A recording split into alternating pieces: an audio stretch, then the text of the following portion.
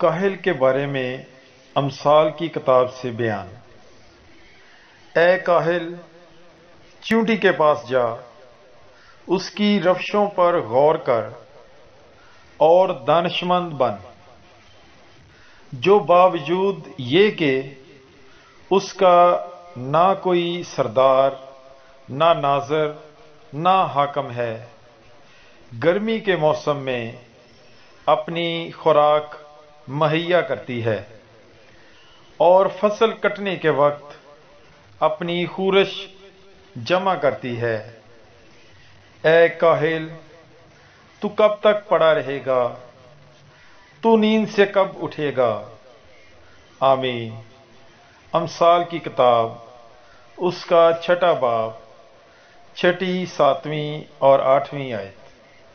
God bless you. Bible is life.